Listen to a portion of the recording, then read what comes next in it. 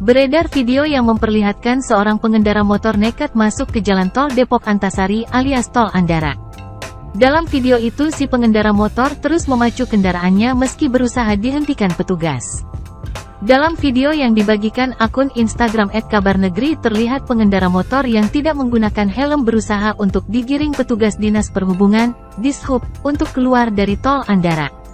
Tidak hanya petugas Dishub yang berusaha menggiring si pengendara motor itu keluar dari tol, tapi juga petugas kepolisian. Meski sudah dikejar oleh 3 mobil petugas, si pengendara motor ini tetap memacu kendaraan dan tidak mau berhenti. Bahkan ia sempat berkelok-kelok menghindari kejaran petugas. Beberapa kali terlihat petugas Dishub berusaha untuk membuat si pengendara motor menghentikan kendaraan, namun hal itu diabaikannya. Bak adegan film action. Si pengendara motor terlihat terus memacu kendaraan di jalan Tol Andara.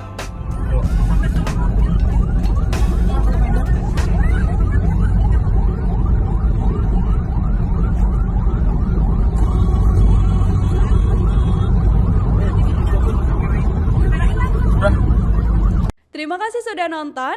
Jangan lupa like, subscribe, dan share ya.